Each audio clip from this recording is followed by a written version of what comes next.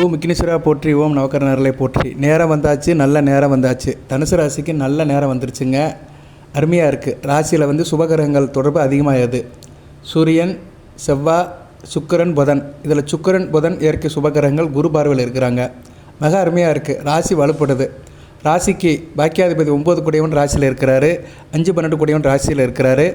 ராசிக்கு 6, 11 கூடியவன் ராசியில் இருக்கிறாரு. 7, 10 கூடியவன் ராசியில் இருக்கிறாரு. கிட்டத்தட்ட எல்லா ஆதிபத்திய விசேஷ கிரகங்களுமே ராசிக்கு வந்துருச்சு. சனி பகவானும் ராசியை பார்க்குறாரு. குரு பகவானும் ராசியை பார்க்குறாரு. ஸோ தனுசு ராசி இருக்கிற ராசியிலே ரொம்ப ஒரு வெயிட்டான ராசியாக ஆயிடுச்சு. கிரகங்களுடைய அதிக தாக்கம் இருக்குது. சரியா? இப்படி தோற்கின் எப்படி வெல்லும் அப்படின்னு சொல்கிற மாதிரி ஆகிப்போயிடுச்சு. சரியா? தனுசு ராசிக்கு வந்து இப்போ இனிமேல் தோல்வியே கிடையாது. சிறப்பாக இருக்கும். ஜனன ஜாதகத்தில், நீங்கள் பிறப்பு ஜாதகத்தில் சூரியன், செவ்வாய், சுக்கிரன், புதன் வளர்த்தவங்களுக்கு நல்லாயிருக்கும். குரு பார்க்குறாரு. குரு வந்து 7ஆம் இடத்துலேருந்து தான் ராசியில் உள்ள கிரகங்கள் எல்லாத்தையும் பார்க்குறாரு. சூரியனை பார்த்து சிவராஜ் யோகத்தை கொடுக்குறாரு. செவ்வாயை பார்த்து குருமங்கள யோகத்தை கொடுக்குறாரு. புதனை பார்த்து புத குரு யோகத்தை கொடுக்குறாரு. சுக்கிரனும் புதனும் சேர்ந்து விஷ்ணு நாராயண யோகத்தை கொடுக்குறாங்க. ஸ்ரீபதி யோகத்தை கொடுக்குறாங்க. சுக்கிரனும் சூரியனும் சேர்ந்து ராசியில் வந்து சுக்கராதித்ய யோகத்தை கொடுக்குறாங்க. செவ்வாயும் சுக்கிரனும் சேர்ந்து பிருகமங்கலத்தை யோகம் கொடுக்குறாங்க. ஸோ இப்படி ஒரு 7-8 வகையான யோகம் வந்து ராசிக்கு வகைப்படுது. அதுபோக புதனுக்கு சனி பகவான் வந்து 100 டிகிரியில் இருக்கிறார். இது ஒரு நல்ல அமைப்பு யோகம். சரியா? இந்த யோகம் அருமையான யோகம். சரியா? புதனுக்கு சனி பகவான் வந்து கரெக்டாக பர்ஃபெக்டாக 100 டிகிரியில் இருக்கிறாரு. ஸோ இது வந்து ஒரு ரேராக நடக்கிறது தான். சரியா? புதனுக்கு வந்து கேந்திரத்தில் சுக்கிரனும் புதனும் வந்திருக்குது. நல்ல விதமாக பார்க்கப்படுகிறது. அது சனி பகவானுக்கு கேந்திரத்தில். சனி பகவான் ராசிக்கு 4ஆம் இடத்துல இருக்கிறாரு, மீனத்தில். அவருக்கு 10ஆம் இடமாக தனுசு உங்கள் ராசியில் வந்து சுக்கிரனும் புதனும் வந்திருக்கு. நல்ல அமைப்பு தான். புதன் ராசிக்கு வந்துட்டார். மிகச்சிறப்பாக இருக்குது. ஸோ ராசியில் வந்து சிவனுடைய அருளும், முருகப்பெருமானுடைய அருளும், பெருமாளுடைய அருளும், லட்சுமியோட அருளும் இருக்குது. ஸோ உங்கள் ராசியில் வந்து சைவ வைஷ்ணவ வழிபாடு நல்லா இருக்குது. சரியா? சைவமும் நல்லா இருக்குது, வைஷ்ணவமும் நல்லா இருக்குது. சைவம்னா சிவன், முருகன், சக்தி வழிபாடு. வைஷ்ணவம்னா பெருமாள், மகாலட்சுமி வழிபாடு. ஸோ ரெண்டுமே சரிக்கு சரி 50-50 இருக்குது. சரியா? சூரியன் செவ்வாய் ஒரு அணி, சுக்கிரன் புதன் ஒரு அணி. குரு பார்க்குறாரு. மிகச்சிறப்பாக இருக்குது. நல்லா இருக்குது. இதில் வந்து 6 கூடியவன் ராசியில் இருக்கிறாரு. 6 கூடியவன் யார்? ரணருண ரோகஸ்தானாபதி. இருப்பினும் குரு பார்வையில் இருக்கிறனால கடன் விஷயங்கள், தேக ஆரோக்கிய பிரச்சனை, வம்பு வழக்கு பிரச்சனை எல்லாமே இருந்தாலும் அது ஒரு பக்கம் இருக்குது சார் அப்படின்னு சொல்கிறவங்களுக்கு எல்லாமே கட்டுக்குள்ளே இருக்கும். சரியா? மிகச்சிறப்பாக இருக்குங்க. 2026 தொடக்கமே மிகச்சிறப்பாக இருக்குது. சரியா? நல்ல ஒரு அமைப்பில் தான் இருக்குது. 2026 தொடங்குற அன்றைக்கி கன்னியா லக்கணத்தில் தான் தொடங்குது. ராசிக்கு 10ஆம் இடத்துல தான் 2026 தொடங்குது. அதுமாதிரி ராசிக்கு 6ஆம் இடத்துல தான் சந்திரன் இருக்கிறாரு. நல்ல விதமாக தான் பார்க்கப்படுகிறது. சரியா? 6ல் சந்திரன் இருக்கலாம். கோச்சாரத்தில் 6ல் சந்திரன் இருக்கிறது மிகச்சிறப்பாக இருக்குது. ஸோ 2026 நல்ல நிலைமையில் தான் பிறக்குது. ஸோ தனுசு ராசிக்கு வந்து நல்லா இருக்குங்க. கோச்சாரத்தில் நல்லா இருக்குது. தனிப்பட்ட முறையில் உங்களுக்கு தசாபுத்தி சரியில்லைன்னா ஒன்றும் செய்ய முடியாது. குறிப்பாக உங்கள் ராகு திசை, குரு திசை நடக்கிறவங்களுக்கு மத்தியம இதில் நடந்துகிட்ருக்கோம். அவங்களாம் கொஞ்சம் ஜனன ஜாதகத்தை செக் பண்ணிக்கோங்க. செவ்வாய் திசை நடக்கிறவங்களுக்கு சிறப்பாக இருக்கும். ராகு திசை நடக்கிறவங்களுக்கும் மத்தியம பலன் இருக்கும். குரு திசை நடக்கிறவங்களுக்கும் நல்லாயிருக்கும். ஸோ செவ்வாய், ராகு, குரு இந்த தசா நடக்கிறவங்களுக்கு அடுத்து வருகின்ற நாட்கள் நல்லாயிருக்கும். நான் ஒரு மாத கணக்கில் தான் பலன்கள் சொல்லுவேன். அப்பப்போ ரிவர்ஸ் பண்ணிகிட்டே இருப்பேன். இப்போ இந்த வீடியோ பதிவில் என்ன சொல்கிறேன்னா, இப்படி தோற்கின் எப்படி வெல்லும். அதாவது இந்த டயத்தில் வந்து உங்களை யாரும் தோக்க வர முடியாது. இந்த நேரத்தில் நீங்கள் தோற்றும் போகக்கூடாது. சரியா? நீங்கள் தோத்துட்டா அவர் யாராலும் ஜெயிக்க முடியாது. சரியா? நீங்கள் தோக்கிறா இருந்தால் இவர் யாருமே ஜெயிக்க முடியாது. அதில் தான் சொல்லுவாங்க, இப்படை இந்த படை தோத்துருச்சுன்னா அப்புறம் எந்த படை ஜெயிக்கும். அதை தான் சொல்லுவாங்க, இப்படி தோற்கின் எப்படி வெல்லும். அது மாதிரி தனுசு ராசிக்கு வந்து மிகச்சிறப்பாக இருக்குது. ஜனவரி 26ஆம் தேதி வரைக்கும் நல்லா இருக்குது. அதுக்கடுத்து செவ்வாய் வந்து 2ஆம் இடத்துல போய் உச்சம் அடைவார். அது சிறப்பு தான். 3ஆம் இடத்துக்கு போனாலும் ராகுவோட சேர்ந்தாலும் குரு பார்வைக்கு வருவார். சூரியனும் அடுத்து 2ஆம் இடத்துக்கு போவார். சரியா? தை மாதம் சூரியன் போகிறதுக்கு நாள் இருக்குது. தை 1ஆம் தேதி தான் அவர் வந்து 2ஆம் இடத்துக்கு போவார். ஸோ தை 1க்கு கொஞ்சம் நாட்கள் இருக்கிறதுனால இப்போதைக்கு வந்து நம்ம @% பலன்களை பார்ப்போம். பலன்கள் அப்படிங்கிறது வந்து தனிப்பட்ட முறையில் ஜாதக, நட்சத்திர, தசாபுத்தி பலன்கள் தான். இருப்பினும் பொதுவான சில கருத்துக்களை இந்த வீடியோவில் சொல்கிறேன். பொறுமையாக கேளுங்க. அனைவரும் லைக் பண்ணுங்கள். சப்ஸ்கிரைப் பண்ணாமல் சப்ஸ்கிரைப் பண்ணுங்கள். பெல் பட்டன் ஆன் பண்ணுங்கள். நோட்டிஃபிகேஷன் வர எல்லா வீடியோவும் பாருங்கள். அதுபோக வந்து சில பேருக்கு ஜனன ஜாதகமே தெரியாது. ராசி மட்டும்தான் தெரியும். சில பேர் ராசியை எப்படி கண்டுபிடிக்கிறாங்கன்னா பேரை வச்சு கண்டுபிடிக்கிறாங்க. நிறைய பேர் என்கிட்ட கேட்பாங்க, சார் என் பேர் ராமசாமி, எனக்குன்னா ராசி அப்படிம்பாங்க. பேரை வச்செல்லாம் ராசி சொல்ல முடியாது. பேரை வச்சு எதுவுமே சொல்ல முடியாது. சரியா? பிறந்த தேதி, மாதம், வருடம், டைம் இருந்தால் ஜாதகத்தை எடுத்து இன்ன நட்சத்திரம், இன்ன ராசி, இன்ன லக்கணம் சொல்லலாம். ஸோ பிறந்த குறிப்பு இல்லாமல் யாருக்குமே எதையும் தீர்மானமாக சொல்ல முடியாது. நிறைய பேர் கேட்குறாங்க, நாட்டில் அப்படி ஒரு பழக்கம் இருக்குது, பேரை வச்சு ராசி சொல்லியிருப்பாங்க உங்களுக்கு யாரோ. அதெல்லாம் தப்பு. அப்படிலாம் கிடையாது. சரியா? அதனால் அந்த ஐடியாவிலேருந்து வெளியே வந்துடுங்க. உங்களுக்கு ஜாதகம் இருந்தால் தான் பேசும். அதை வச்சு தான் பலன்களை சொல்ல முடியும். இந்த ராசிக்கு சொல்கிறது வந்து ஒரு 50% நிற்கும். ராசிங்கிறது வந்து மனதுக்கும் உடலுக்கும் உள்ளது. வெளி வட்டார தொடர்புகளுக்கு நல்லாயிருக்கும். இப்போ நீங்கள் ஒரு கம்பெனிக்கு போகிறீங்க, தினமும் ஒரு வேலைக்கு போகிறீங்க, ஒரு கம்பெனியில் வேலை பார்க்குறீங்க. அங்கே உங்களுக்கு மேலதிகாரி ஒருத்தர் இருப்பார், கீழே ஒரு 4-5 பேர் வேலை பார்ப்பாங்க. ஒவ்வொருத்தரும் ராசியில் இருப்பாங்க. நீங்கள் தனுசு ராசி. உங்கள் ஓனர் வந்து என்ன ராசியில் இருக்கிறாரு? இன்றைக்கி தேதி எடுத்துக்கிறோமே, இன்றைக்கி என்ன தேதி? இன்றைக்கி தேதி வந்து ஒரு உதாரணத்துக்கு சொல்கிறேன், 25/12/2025 மார்கழி 10 அவிட்ட நட்சத்திரம். அவிட்ட நட்சத்திரம்னா சந்திரன் 3ஆம் இடத்துக்கு போயிடுவார்னு அர்த்தம். நல்ல அமைப்பு. இன்றைக்கி தனுசு ராசிக்கு நல்லா இருக்கும். இப்போ வந்து உங்களுடைய பாஸ், உங்களுடைய மேல் அதிகாரி, ரிப்போர்ட்டிங் அத்தாரிட்டி வந்து சிம்ம ராசியில் இருக்காரு வச்சுக்கோங்களேன், நல்லாயிருக்கும். ஏன்னா 3ஆம் இடத்துல இருக்கிற சந்திரன் வந்து ஒளிச்சந்திரனாக சிம்மத்தை பார்ப்பார். ஸோ இன்றைக்கி தேதிக்கு வந்து தனுசு ராசிக்கு சிம்ம ராசிக்கு நல்லா இருக்குங்க. இன்னும் 2 நாளைக்கு நல்லாயிருக்கும். சரியா? 25, 26, 27 இதுதான் ஜோதிடம். அப்படி பார்த்தோம்னா நீங்கள் ஒரு கம்பெனியில் வேலைக்கு போகிறீங்க, உங்களுக்கு ஒரு மேனேஜர் இருக்கிறாரு, அவர் சிம்ம ராசிக்காரர். அவருக்கும் உங்களுக்கும் 25ஆம் தேதி, 26, 27 இந்த 3 நாட்கள் நல்லபடியாக போகும். எந்த வித பிரச்சனையும் இல்லாமல் போகும். இது மாதிரி நேரத்தில் நீங்கள் என்ன பண்ணணும்னா, அவர்கிட்ட ஆக வேண்டியதை நீங்கள் ஆக வச்சுக்கணும்.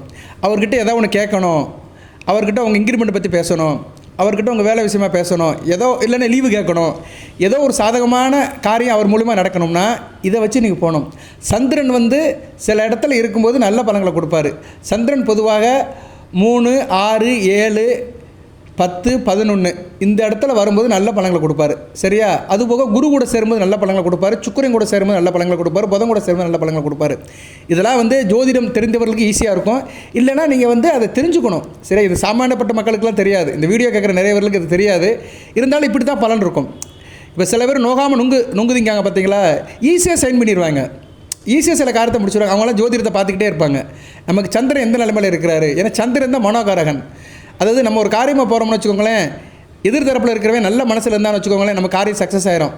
அந்த ஆள் அப்செட் ஆகி டென்ஷனில் இருந்தான்னு வச்சுக்கோங்களேன், நம்ம சொல்லதே கேட்க மாட்டான்.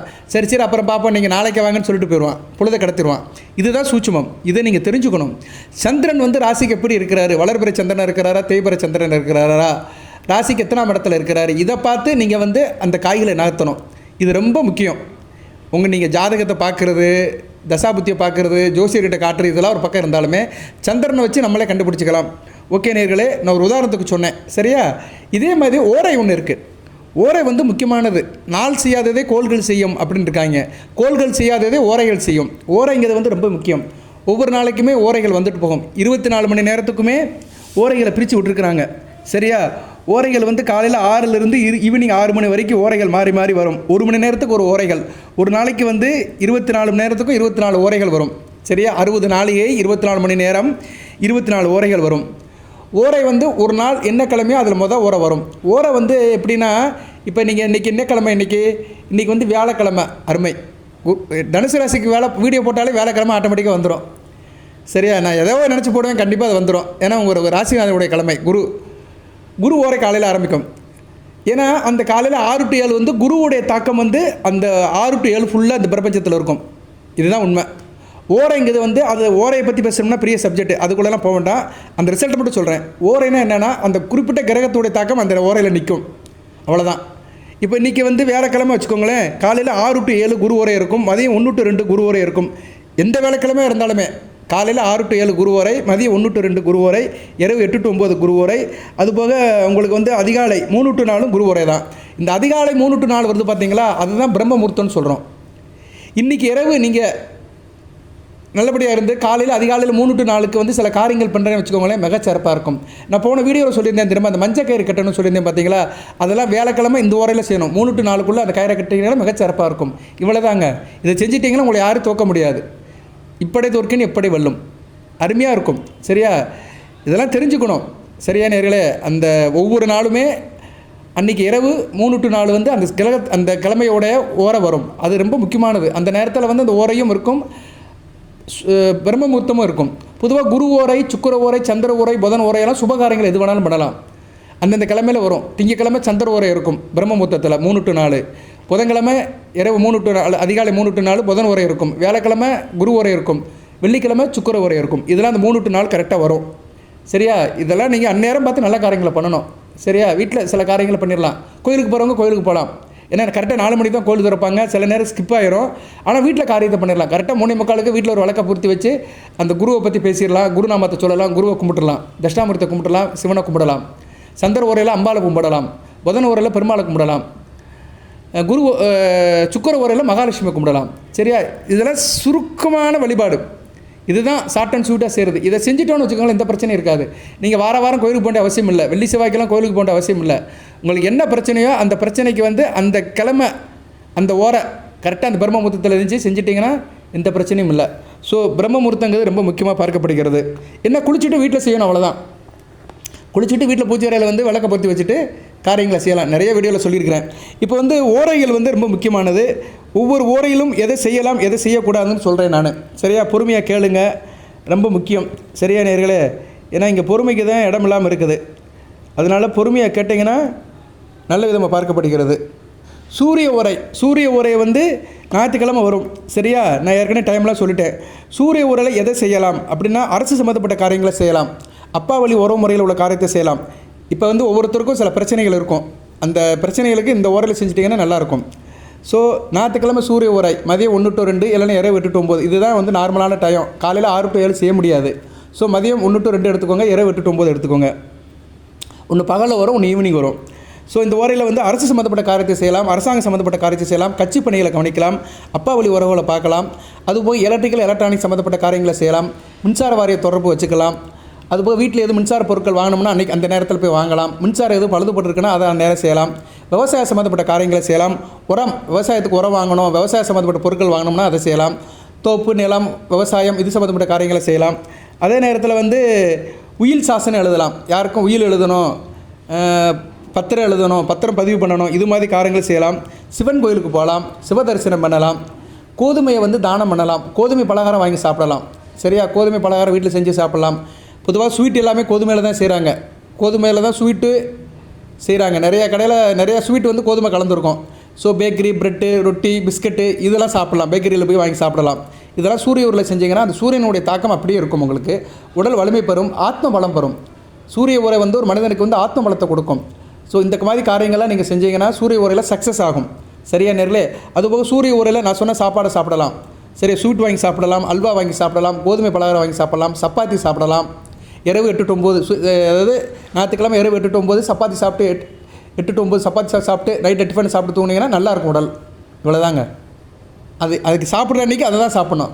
என்ன பண்ணுங்கள், ஷெடியூல் பண்ணிடுங்க. ஞாயிற்றுக்கிழமை இரவு 8 to 9 சப்பாத்தி, ஒரு 2 சப்பாத்தி 3 சப்பாத்தி சாப்பிட்டு கொஞ்சம் பாலை குடிச்சு தூங்கிட்டிங்கன்னா சிறப்பாக இருக்கும். எந்த பிரச்சனையும் இருக்காது. உடல் ஆத்ம பலம் கிடைக்கும், ஆரோக்கியம் நல்லபடியாக இருக்கும், ஆயுள் கூடும். இவ்வளோதான். நல்லா வாழணும் அப்படின்னா ஞாயிற்றுக்கிழமை இரவு 8 to 9 2 சப்பாத்தியோ 3 சப்பாத்தியோ சாப்பிட்டு ஒரு அரை கிளாஸ் பால், ஒரு அரை மணி நேரம் கழித்து ஒரு அரை கிளாஸ் பாலை குடிச்சிட்டு சிவனேன்னு தூங்கிட்டிங்கன்னா சிறப்பாக இருக்கும். ஏன்னா சூரியன் சிவனுடைய அம்சம். சிவநாமத்தை சொல்லி கும்பிட்டு தூங்கிட்டிங்கன்னு வச்சுக்கோங்களேன், மிக அருமையாக பார்க்கப்படுகிறது. ஸோ சூரிய ஊரையில் இன்னும் நிறையா சொல்லலாம். நான் சுருக்கமாக தான் சொல்கிறேன். இதே 13 நிமிஷம் ஆகிப்போச்சு. எது செய்யக்கூடாது அப்படின்னா, சூரிய ஊரையில் சில காரியங்கள் செய்யக்கூடாது. ஞாயிற்றுக்கிழமை வருகிற சூரிய ஊரையில் என்ன செய்யக்கூடாதுன்னா, சொந்த வீட்லேயோ வாடகை வீட்லேயோ பால் காய்ச்சக்கூடாது. சரியா? கிரக பிரவேசம் பண்ணக்கூடாது. அவ்வளோதான். புது வீடு போகக்கூடாது, புதுமனை புதுகளை பார்க்கக்கூடாது. இதெல்லாம் இவங்க பார்க்கணும். சில பேர் இதெல்லாம் பார்க்க மாட்டானுங்க.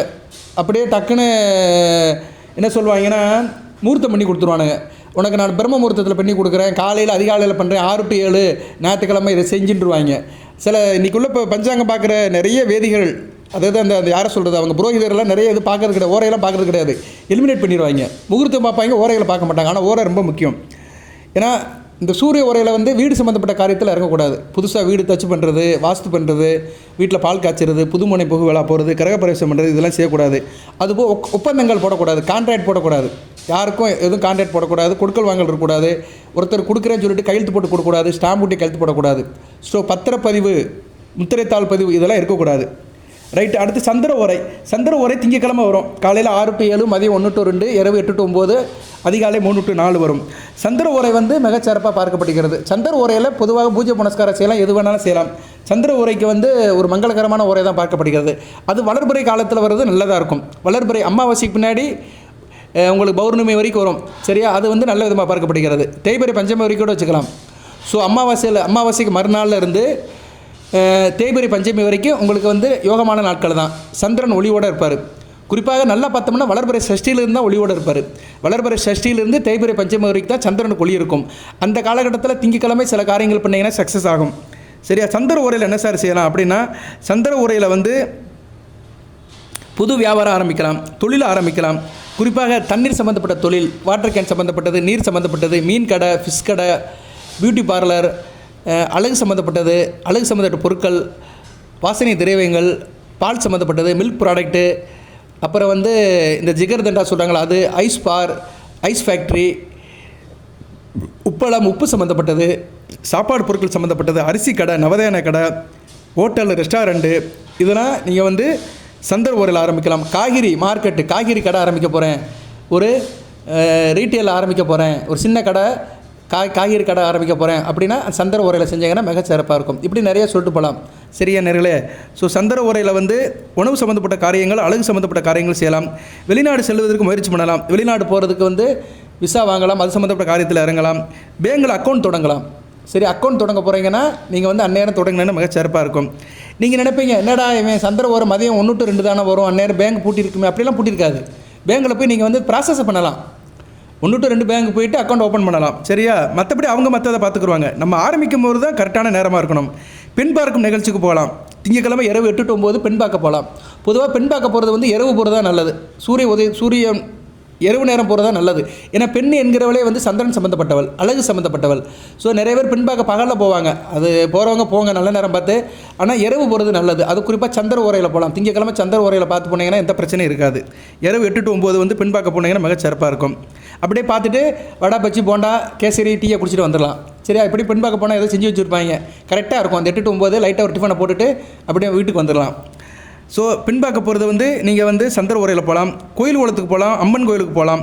கண் சம்மந்தப்பட்ட நோய்களுக்கு போகலாம். கண்ணில் பிரச்சனை இருக்குன்னா டாக்டரை பார்க்க போகிறதுனோம்னா அந்த டயத்துக்கு போகலாம். அதுபோக கோயில் அபிஷேகம், அம்பாள் அபிஷேகம், அம்மன் சம்மந்தப்பட்ட கோயில்கள், அம்மன் சம்மந்தப்பட்ட காரியங்களை வந்து அந்த இதை செய்யலாம். தாய் வழி உறவை பார்க்க போகலாம். தாயாருக்கு தாய் வழியில் சில காரியங்கள் நடக்கணும். தாய்மாமன் உறவுகளில் சில காரியங்கள் நடக்கணும். அம்மா வழி உறவுகள், சித்தி, பெரியம்மா இவங்களில் சில காரியங்கள் இருக்குன்னா பார்க்க போகலாம். ஸோ சந்திர ஓரையில் வந்து நிறைய காரியம் பண்ணலாம். தொழில் சார்ந்த காரியங்கள், உணவு சம்மந்தப்பட்ட காரியங்கள், உறவு முறை சம்மந்தப்பட்ட காரியங்கள், பெண்கள் சம்மந்தப்பட்ட காரியங்கள் நிறைய பண்ணலாம். ஒரு பெண்கள் சம்மந்தப்பட்ட காரியத்தில் சந்திர ஓரையில் பண்ணிங்கன்னா சக்ஸஸ் அமையும். சரியா? ஸோ சந்திரன் வந்து நல்ல கிரகம். அதுபோல் தனுசு ராசிக்கு அட்டமாதிபதி. சரியா? தூரதேச அமைப்புகளுக்கும் போகலாம். அதான் சொன்னேன், வெளிநாடு சம்மந்தப்பட்ட காரியத்துக்கும் நீங்கள் செய்யலாம். செய்யக்கூடாது சந்திர ஓரையில் அப்படின்னா, சந்திர ஓரையில் வந்து தேய்பிறை சந்திரையில் எது செய்யக்கூடாது. தேய்பிறை சந்திர ஓரையில் எது செய்யக்கூடாது. தேய்பிறை சந்திர ஓரையில் என்ன, தேய்பிறை பஞ்சமையிலிருந்து வளர்பிறை சஷ்டி வரைக்கும் சந்திரனுக்கு யோகம் இருக்காது. அந்த காலகட்டத்தில் அந்த அளவுக்கு நிறைய செய்யக்கூடாது. ஸோ இந்த காலகட்டத்தில் கண்டிப்பாக நீங்கள் வந்து வளர்பிறை தேய்பிறை பார்க்கணும். சந்திர ஓரையில் ஒரு காரியம் செய்கிறதா இருந்தால் வளர்பிறை தேய்பிறை பார்த்து தான் செய்யணும். சில குறிப்பிட்ட காரியங்களில் குறிப்பிட்ட ஓரையில் செஞ்சவங்க தான் தனுசு ராசி வெற்றி அடைய முடியும். சரியா? அதுக்கு வந்து ஜாதக லக்கண தசாபத்தியில் பார்க்க வேண்டாம், கிரக நிலையெல்லாம் பார்க்க வேண்டாம். ஓரை பார்த்தாலே போதும். இப்படியே தோற்கின்னு எப்படி வெல்லும், உங்களை யாரும் பீட் பண்ண முடியாது. அடுத்து செவ்வாய் ஓரை. செவ்வாய் ஓரை வந்து நல்ல ஓரை தான். செவ்வாய்க்கிழமை ஓரை வந்து செவ்வாய்க்கிழமை வரும். காலையில் 6 to 7, மதியம் 1 to 2, இரவு 8 to 9, அதிகாலை 3 to 4. செவ்வாய் ஓரையில் என்ன செய்யலாம்னா, சொத்து பத்து வாங்கலாம். வீடு, தோட்டம் சம்மந்தப்பட்ட காரியங்களை செய்யலாம். கட்டிட சம்மந்தப்பட்ட காரியங்கள் ஆரம்பிக்கலாம். நிலம் சம்மந்தப்பட்ட காரியங்கள் ஆரம்பிக்கலாம். ரியல் எஸ்டேட் சம்மந்தப்பட்ட காரியங்கள் ஆரம்பிக்கலாம். ஒப்பந்தங்களை கையெழுத்துப்படலாம். சகோதரர், பங்காளிகள், அங்காளிகள் இவங்க வழியில் பேசலாம். பிளட் டொனேட் பண்ணலாம். ரத்த தானம் பண்ணலாம். அண்ணன் தம்பிக்கிட்ட உதவி வேணும்னா அந்த உதவியை கேட்கலாம். முருகன் கோயிலுக்கு போயிட்டு வரலாம். சரியா? கடனை அடைக்கலாம். இதுதான் ரொம்ப முக்கியம். கடன் பிரச்சனை தீரணும் சார், எனக்கு கடன் பிரச்சனை அதிகமாக இருக்குது அப்படின்னு சொல்கிறவங்க செவ்வாய்க்கிழமை மதியம் 1 to 2 கடனை கொடுங்க. ஏதோ கொஞ்சம் போல் கொடுங்க. கடனுக்கு வட்டியை கொடுங்க. இல்லைனா முதல்ல வந்து சில அமௌண்ட்டை கொடுத்தீங்கன்னு வச்சுக்கோங்களேன், கடன் சீக்கிரம் அடைஞ்சு போயிடும். இதுதான் சூட்சுமம். கடன் பிரச்சனை தீரணும்னா இந்த வீடியோ வாயில சொல்கிறேன், செவ்வாய்க்கிழமை மதியம் 1 to 2 கடனை திருப்பி கொடுங்க. இல்லைனா வட்டியை கொடுங்க. சீக்கிரம் அந்த கடன் போயிடும். சரியா? கடன் தொல்லை உங்களை விட்டு போயிடும். இப்படி செவ்வாய் தோறையில் நிறைய செய்யலாம். அதுபோல் யூனிஃபார்ம் சர்வீஸ் சம்மந்தப்பட்ட காரியங்கள், போலீஸ் டிபார்ட்மெண்ட்டில் ஆளை பார்க்கணும், வம்பு வழக்கு பிரச்சனைகள், அதுபோக வந்து ஸ்போர்ட்ஸ் சம்மந்தப்பட்ட பிரச்சனைகள், விளையாட்டு சம்மந்தப்பட்ட பிரச்சனைகள், சர்க்கஸு, இது மாதிரி ஆயுத கிடங்கி, கிட்டங்கி, இது மாதிரி சம்மந்தப்பட்ட காரியங்கள்லாம் செவ்வாய் ஓரையில் செய்யலாம். நெருப்பு சம்மந்தப்பட்ட வேலைகள், டிபிடி ஆஃபீஸு, பட்டாசு தொழில், ஃபயரிங்கு, அணு உலை, அணு மின்சாரம், அப்புறம் நிறைய இருக்குது. நெருப்பு சம்மந்தப்பட்ட காரியங்கள், லேத்து பற்ற ஒர்க்கு, இது மாதிரி ஒர்க்கெல்லாம் வந்து செவ்வாய் ஓரையில் நீங்கள் ஸ்டார்ட் பண்ணலாம். நல்லபடியாக இருக்கும். இல்லைனா அது சம்மந்தப்பட்ட விஷயத்தில் அடுத்த லெவலுக்கு போகணும், முதலீடு பண்ணணும் அப்படின்னா செவ்வாய் ஓரையில் நீங்கள் செஞ்சீங்கன்னா மிக சிறப்பாக இருக்கும். செவ்வாய் ஓரையில் செய்யக்கூடாது அப்படின்னு பார்த்தோம்னா, கடன் வசூல் செய்யக்கூடாது. கடனை வேணால் கொடுக்கலாம், ஆனால் வசூல் வாங்கக்கூடாது, வசூல் செய்யக்கூடாது. குடும்பத்தில் வந்து பிரச்சனை எதுவும் ஆர்குமெண்ட் பண்ணக்கூடாது. குடும்ப பிரச்சனையை செவ்வாய் ஓரையில் பயிற்சி பண்ணக்கூடாது. சில குடும்பத்தில் வந்து சில பிரச்சனை இருக்கும், பெரியவங்களை வச்சு பேசி தீர்ப்பாங்க, பஞ்சாயத்து பண்ணுவாங்க. இல்லைனா ஊரில் உள்ள பெரியவங்களை வச்சு பஞ்சாயத்து பண்ணுவாங்க. அது வந்து செவ்வாய்க்கிழமை என்னென்னு வச்சுக்கோங்களேன், செவ்வாய் ஓரையில் பண்ணிங்கன்னா அந்த பிரச்சனைக்கு முடிவு வராது, இழுத்துக்கிட்டே தான் போகும், கூடுதலாக தான் சண்டை வரும். அதனால் செவ்வாய் ஓரையில் வந்து குடும்ப பிரச்சனைகள், புது பிரச்சனைகள்லாம் பேசக்கூடாது. பின்பார்க்க வைபவங்களை தவிர்க்கணும். குறிப்பாக பின்பார்க்க போகிறது, மாப்பிள்ளை பார்க்க போகிறது, இதெல்லாம் செவ்வாய் ஓரையில் தவிர்த்துடணும். சரியா? ரொம்ப கொஞ்சம் கவனமாக இருக்கணும். இதெல்லாம் வாழ்க்கையில் ரொம்ப முக்கியமானது. நம்மளை அறியாமல் செய்வோம். அதான் சொல்லுவாங்கள்ல, சில விஷயங்களை வந்து ஆரம்பிச்சிட்டோம்னா ஊதி ரணமாக்கிடுவாங்க, ஊதி பெருசாக்கிடுவாங்க. அந்த ஊதி பெருசாக்குறதெல்லாம் எதனாலன்னா அந்த ஓரை பார்க்காம செய்கிறது, நேரங்காலம் பார்க்காம செய்கிறது. அடுத்து வந்து புதன் ஓரை. புதன் வந்து தனுசு ராசிக்கு ரொம்ப வேண்டியவர் தான். பொண்ணு கிடைச்சாலும் புதன் கிடைக்காதும்பாங்க. ஸோ புதன் ஓரையில் வந்து நீங்கள் வந்து எல்லா காரியமும் பண்ணலாம். சரியா? பூஜை புனஸ்காரம் பண்ணலாம், கல்வி சம்மந்தப்பட்ட காரியங்கள், எஜுகேஷன் சம்மந்தப்பட்ட காரியங்கள் செய்யலாம், வித்தியாகாரணம் பண்ணலாம், ஜாதகம் பார்க்க போகலாம், கணக்கு வழக்கல் பார்க்கலாம், அக்கௌண்ட்ஸ் பண்ணலாம், சிஏவை பார்க்க போகலாம், சார்ட்டர்ட் அக்கௌண்ட்டை பார்க்க போகலாம், அப்புறம் அக்கௌண்ட் புது கணக்கு ஓப்பன் பண்ணலாம், தாய்மாமன் வழி உறவுகளை பார்க்க போகலாம், மாமன் மச்சனன் மைத்துனன் இவங்க உறவுகளை சில சலுகைகளை எதிர்பார்க்கலாம், அவங்க வழியில் சில காரியங்களை செய்யலாம், வக்கீலை பார்க்க போகலாம், கோர்ட்டு கேஸு இது மாதிரி நடந்துச்சுன்னா அந்நேரம் பார்க்க போகலாம், கம்ப்யூட்டர் வாங்கலாம், சிஸ்டம் வாங்கலாம், லேப்டாப் அது அதுக்காக தான் இன்றைக்கி எல்லாம் சொல்கிறாங்கள, லேப்டாப்பு, சிஸ்டம், பேடு, இது ஐடி சம்மந்தப்பட்டது, கால்குலேட்டர் சம்மந்தப்பட்டது, டிஜிட்டல் சம்மந்தப்பட்ட காரியங்கள் அனைத்தையும் பண்ணலாம், ஆர்டிஃபிஷியல் சயின்ஸ் சம்மந்தப்பட்ட காரியங்கள் அனைத்தையும் பண்ணலாம், சாஃப்ட்வேர் சம்மந்தப்பட்ட காரியங்கள் அனைத்தையும் புதன் ஓரையில் பண்ணலாம். படிப்பு, அறிவு சார்ந்த வேலைகள், தொழில்நுட்பம் சம்மந்தப்பட்ட வேலைகள், கைத்தொழில் சம்மந்தப்பட்ட தொழில் வேலைகள் எல்லாத்தையும் செய்யலாம். இயல், இசை, நாடகம், ஆடல், பாடல், ஓவியம் இது சம்மந்தப்பட்ட வேலைகளும் செய்யலாம். கைத்தொழில் ரொம்ப முக்கியமாக பறக்கப்படுகிறது. சில விஷயங்கள் தூது போகலாம். கன்வீனர் அப்படிங்கிறாங்கள, மீடியேட்டர், கன்வீனர் இது மாதிரி காரியம் பண்ணுறவங்க செய்யலாம். புரோக்கர் வேலை பார்க்கலாம். புதன் ஓரையில் புரோக்கர் தொழிலில் இருந்தாலும் புரோக்கர் சொல்லலாம். ஒரு விஷயத்தை, முக்கியமான விஷயத்தை போய் சொல்லணும், தூது சொல்லணும். அந்நேரம்னா புதன்கிழமை மதியம் 1 to 2 போய் சொல்லிடணும். சொல்லிட்டோம்னா அந்த சொன்ன விஷயம் சக்ஸஸ் ஆயிரும். இதுதான் சூட்சுமம். சரியா? இது மாதிரி காரியங்கள் போகலாம். பெருமாள் கோயிலுக்கு போகலாம். சரியா? புதன்கிழமை புதன் ஓரையில் பெருமாள் கோயிலுக்கு போய்ட்டு வந்தீங்கன்னா அந்த அளவுக்கு பலன்களை தரும். பொதுவாக புதன் ஓரையில் நல்ல காரியம் பண்ணலாம். தகவல் தொழில்நுட்பம் நல்லாயிருக்கும். ஒரு விஷயத்தை ஒருத்தர்கிட்ட போய் சொல்கிறோம் அப்படிங்கிறத வந்து புதன் ஓரையில் சொன்னோம்னா மிகச்சிறப்பாக பார்க்கப்படுகிறது. புதன் ஓரையில் எது செய்யக்கூடாது அப்படின்னா பின் பார்க்க போகக்கூடாது. அது மாதிரி வீடு நிலம் பற்றி பேசக்கூடாது, சொத்து பற்றி பேசக்கூடாது. வீடு நிலம் சொத்து பற்றி பேசக்கூடாது. குறிப்பாக காளிமனையை பற்றி பேசக்கூடாது. காளிமனைனாலே புதன் தான். சரியா? காளிமனை ஒரு இடம் காலியாக கிடக்குன்னா புதன் தான். அங்கே ஒரு வீடை கட்டிட்டான்னு வச்சுக்கோனே சுக்கரே வந்துடுவார். ஸோ இப்படி கிரகங்களுக்கு ஒன்றுக்கும் ஒரு அர்த்தங்கள் இருக்குது, ஆதிபத்திய விசேஷங்கள். அது மாதிரி வீடு நிலம் பின்பாக்க சம்பந்தம் சொத்து பத்தை பற்றி புதன் ஓரையில் பேசக்கூடாது. அது மாதிரி காரியத்தில் ஈடுபடக்கூடாது. ஈடுபட்டிங்கன்னா சக்ஸஸாக முடியாது. இதைத்தான் நம்ம சொல்கிறது. சரியா? நாள்கள் செய்யாததை கோள்கள் செய்யும், கோள்கள் செய்யாததை ஓரைகள் செய்யும். அடுத்து குரு ஓரை. குரு ஓரை ரொம்ப முக்கியம். குரு ஓரையில் பூஜை புனஸ்காரம் பண்ணலாம், பெரியவங்களை பார்க்க போகலாம், எல்லா காரியமும் பண்ணலாம். குரு ஓரை வந்து உங்கள் ராசிநாதன் ஓரை வியாழக்கிழமை வரும். வியாழக்கிழமை காலையில் 1 to 2, மதியம் காலையில் 6 to 7, மதியம் 1 to 2, இரவு 8 to 9, அப்புறம் பிரம்மமுத்தத்தில் 3 to 4 வரும். குரு ஓரையில் வந்து எல்லா காரியங்களும் பண்ணலாம். சுபகாரியங்கள், அனைத்து சுபகாரியங்களும் பண்ணலாம். புது பெண்ணுக்கு மாங்கல்யம் வாங்கலாம். திருமாங்கல்யம் வாங்க போகிறோம், கல்யாணம் ஆகுது, திருமாங்கல்யம் வாங்க போகலாம். பேங்கில் டெபாசிட் பண்ணலாம். குழந்தைகளை பள்ளிக்கூடத்தில் சேர்க்கலாம். சரியா? வேண்டியது விரும்பியது எல்லாத்தையும் வாங்கலாம். பணம் கொடுக்கல் வாங்கல் வச்சுக்கலாம். அதே நேரத்தில் வந்து நவதானியம் வாங்கணும், கடை ஆரம்பிக்கணும், ஒரு ஃபினான்ஸ் ஆரம்பிக்கணும், பணம் வாங்கணும், இது மாதிரி பணம் சம்மந்தப்பட்ட பொருட்கள், நகை சம்மந்தப்பட்ட பொருட்கள், ஆடம்பரம் சம்மந்தப்பட்ட பொருட்கள் அனைத்தையும் செய்யலாம். பிள்ளைகள் விஷயத்தில் நல்ல முடிவுகளை எடுக்கலாம்.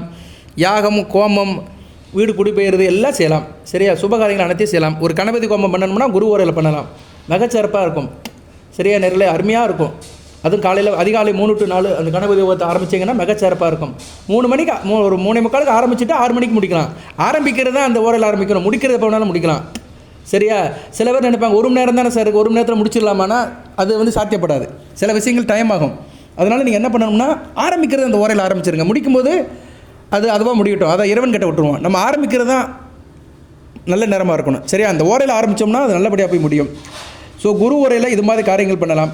குரு ஓரையில் என்ன சார் செய்யக்கூடாது அப்படின்னா, யாரையும் பார்க்குறீங்க அவங்களுக்கு விருந்து வைக்கக்கூடாது. நீங்கள் வாழ்க்கையில் ஒருத்தர் முதலாக பார்க்குறீங்க, ஒரு கம்பெனிக்கு போயிருக்கிறீங்க, புதுசாக ஒரு MD இருக்கிறாரு, இல்லைன்னா மேனேஜர் இருக்கிறாரு, அவர் அப்போ தான் பார்க்குறீங்க அந்த கம்பெனியில்.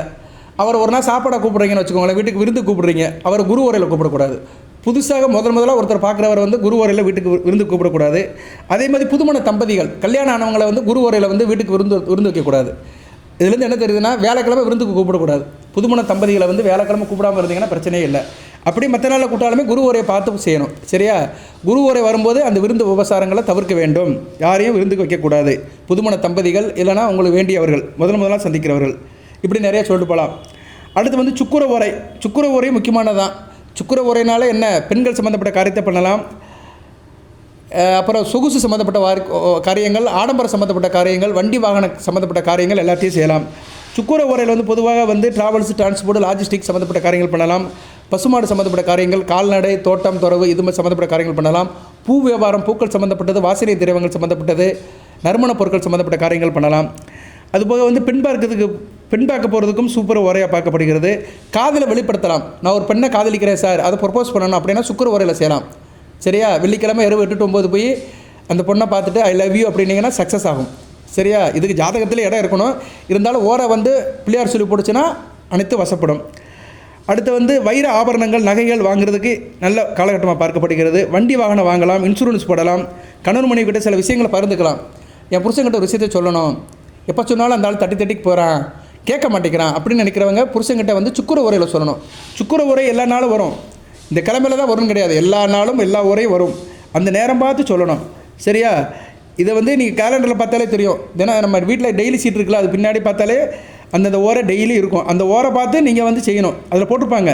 சரியா? இப்போ இன்றைக்கி உதாரணத்துக்கு சொல்கிறேன், இன்றைக்கி வேலைக்கிழமை சுக்குர ஓரை எப்போ சார் வருது அப்படின்னு பார்த்தோம்னா காலையில் 9 to 10 வரும், அப்புறம் சாயந்தரம் 4 to 5 வரும்.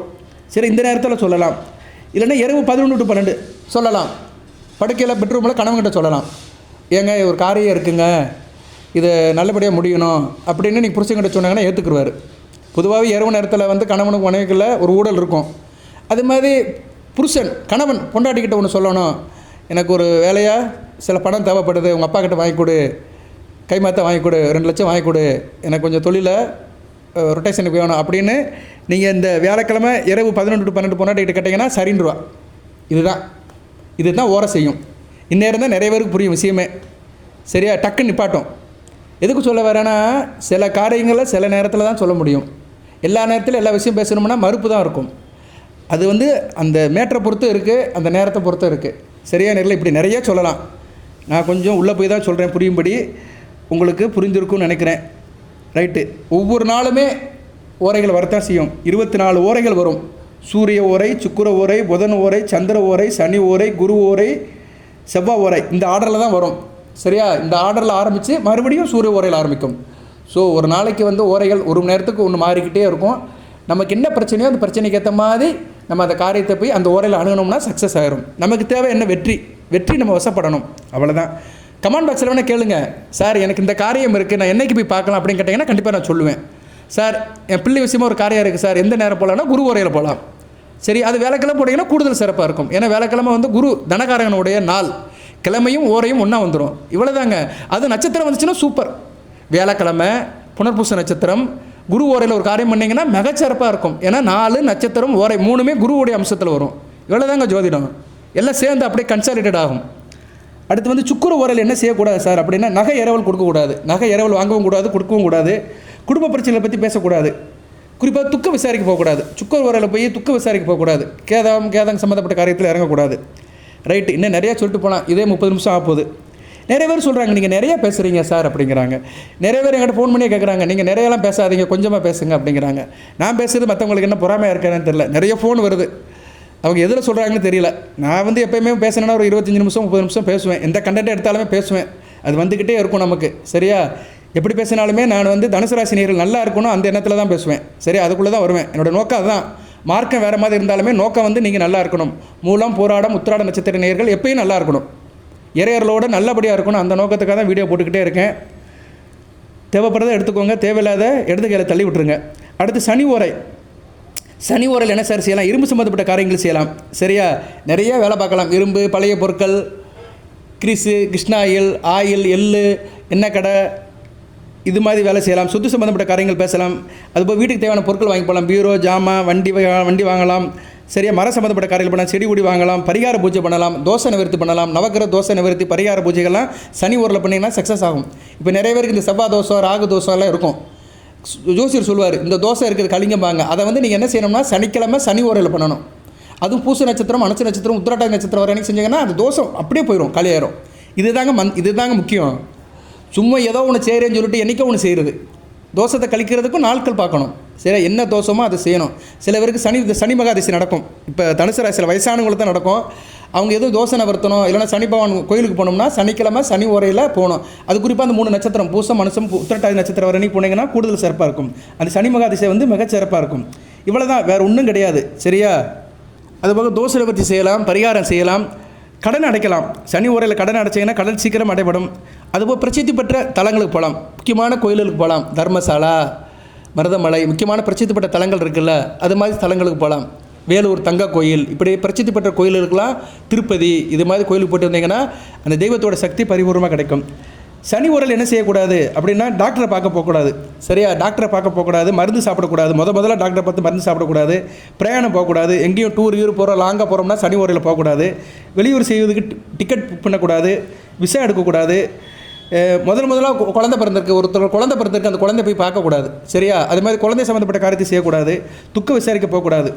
இதெல்லாம் நீங்கள் பார்த்து செஞ்சீங்கன்னா மிக சிறப்பாக இருக்கும். சூரியன் டு சனி வரைக்கும் தான் ஓரைகள் இருக்குது. ராகு கேதுகளுக்கெல்லாம் ஓரை கிடையாது. ராகுக்கு வந்து ராகு காலம் இருக்குது, கேதுக்கு எதுவுமே கிடையாது. சரியா, அதனால் இந்த ராகு காலம், யமகண்டம், குளிகை இதெல்லாம் வேறு, ஓரைங்கிறது வேறு. சரியா, ஓரை பார்த்துட்டிங்கன்னா நீங்கள் எதுவுமே பார்க்க வேண்டாம். ஓரை பார்த்துட்டவங்களுக்கு திதி பார்க்க வேண்டாம், நட்சத்திரம் பார்க்க வேண்டாம், கரணம் பார்க்க வேண்டாம், யோகம் பார்க்க வேண்டாம், நாள் பார்க்க வேண்டாம். ஸோ இந்த 5மே பார்க்காம ஓரையை மட்டும் பார்த்து செய்யலாம். ஸோ பஞ்சாங்கத்தில்னா 5 ஐட்டம், அந்த 5 அங்கம் நாள், திதி, நட்சத்திரம், கரணம், யோகம், இந்த 5 தவிர்த்து ஓரையை மட்டும் பார்த்து நீங்கள் ஒரு நல்ல காரியம் பண்ணினீங்கன்னா நல்லபடியாக முடியும். அந்த ஓரைக்கு என்ன காரியம் பண்ணணுமோ அதைத்தான் செய்யணும். அந்த காரியம் செஞ்சீங்கன்னா சக்ஸஸ் ஆகும். செய்யக்கூடாத காரியத்தை செய்யாமல் இருக்கணும், அவ்வளோதான். இதை செய்யணும், அதை செய்யக்கூடாது. இப்படி செஞ்சிட்டிங்கன்னா உங்களை யாரும் பீட் பண்ண முடியாது. இப்படி இது ஒர்க்கேன் எப்படி வெல்லும், தம்பி உடையான் படைக்க அஞ்சான், இவ்வளோ தான் சொல்ல முடியும். சரியா, 30 நிமிஷம் ஆச்சு, 31 நிமிஷம் ஆச்சு. இத்தோட வீடியோ நிப்பாட்டிக்கிறேன். இதில் சில பேருக்கு பிரயோஜனமாக இருக்கும், சில பேருக்கு போர் அடிக்கும். அது நீங்கள் கேட்காத பொறுத்து இருக்குது. எப்படி இருந்தாலும் நான் வீடியோ போட்டுட்டு தான் இருப்பேன். நீங்கள் பார்த்தே ஆகணும். பாருங்கள், கமெண்ட் பாக்ஸில் எதுவும் தகவல்னால் கேளுங்க. உங்களுக்கு எது காரியங்கள் என்றைக்கு செய்யலான்னா அந்த விஷயத்தை சொல்லுங்கள், நான் அதுக்கு நாள் சொல்லுவேன் நான். சரியா, இந்த நட்சத்திரமும் இந்த கிழமையும் இந்த ஓரையில் செய்யுங்கன்னு சொல்லுவேன். அதை நீங்கள் செய்யலாம். ஏன்னா சில பேருக்கு சில காரியத்தை என்றைக்கு செய்யலாம்னு ஒரு மனசில் ஒரு குழப்பம் இருந்துக்கிட்டே இருக்கும். அவங்களாம் கேட்கலாம். சரியா, நிறைய பிரச்சனை இருக்குது. தனி ஒரு மனிதனுக்கு 1008 பிரச்சனை இருக்குது. எந்த பிரச்சனை இருந்தாலும் கமெண்ட் பாக்ஸில் கேளுங்க. ஃபோன் பண்ணிலாம் கேட்காதீங்க. நான் எல்லா நேரம்லாம் ஃபோன் எடுக்க மாட்டேன், ஃபோனில் டிஸ்கஸ் பண்ண முடியாது. சரியா, அது வந்து பழக்கமாயிரும். அப்புறம் நான் வேலையே பார்க்க முடியாது, என் பழப்பு போயிடும். கமெண்ட் பாக்ஸில் கேளுங்க, எதாக இருந்தாலும் கமெண்ட் பாக்ஸில் கேளுங்க, நான் கண்டிப்பாக பார்த்து சொல்லுவேன். சரியா, எனக்கு அந்நேரம் அதை பார்க்கும்போது பதில் போடணும்னு இருந்தால் கண்டிப்பாக போட்டுருவேன், டெக்ஸ்ட் பண்ணிடுவேன். சரியா, கமெண்ட் பாக்ஸில் கேளுங்க, இல்லைனா வாட்ஸ்அப்பில் கேட்கலாம். வாட்ஸ்அப்பில் கேட்டாலும் நான் பார்ப்பேன் சில நேரங்களில். அதாவது எனக்கு டிஸ்டர்ப் ஆகாமல் இருக்கணும், அவ்வளோதான். என்னுடைய தொழிலுக்கு டிஸ்டர்ப் இல்லாமல் என்னை நீங்கள் அணுகலாம், அவ்வளோதான்.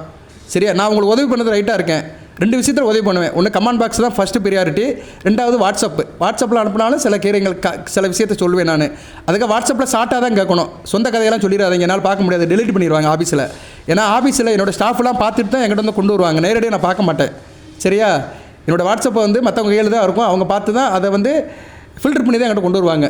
சரியா, அதனால் எலிமினேட் இருக்குது. கமெண்ட் பாக்ஸ் நான் தயாராக பார்ப்பேன், டெய்லி கமெண்ட் பாக்ஸ் பார்ப்பேன். அதில் வந்து டக்குன்னு தோணுச்சுன்னா போட்டுருவேன் நான். சரியா, வாழ்த்துக்கள் நேரில். கண்டிப்பாக உங்களுக்கு உதவலான்னு தான் இருக்கேன். எத்தனையோ பேருக்கு உதவுறேன். நிறைய பேர் தனுசு ராசியில் என்கிட்ட ஃபோட்டோ கேட்டிருக்கிறாங்க. விநாயகர் ஃபோட்டோ, மகாலட்சுமி ஃபோட்டோ, சித்தர்கள் ஃபோட்டோ நிறைய கேட்டிருக்கிறாங்க. எல்லாத்துக்கும் கொடுத்துட்டு தான் இருக்கிறேன். சித்தர்களை பற்றி அடுத்த ஒரு வீடியோ போடுறேன் நான். சரியா, 3 நட்சத்திரத்துக்கும் சித்தர்களுடைய வழிபாடு என்ன சிறப்பு தரும்னு வீடியோ சொல்கிறேன். தொடர்ந்து பாருங்கள். வாழ்த்துக்கள். எல்லாமே இறைவன் தனுசு ராசி நேயர்களுக்கு சில சௌபாகியத்தையும் சில ஐஸ்வர்யத்தையும் சில நன்மையிலையும் கொடுப்பார். அந்த வளங்களை பெற்று தேக ஆரோக்கியத்துடன் தீர்க்காயலுடன் நீடு ஓடி வாழ்க, நிறைந்த வளம் பெறுக. நன்றி நேயர்களே.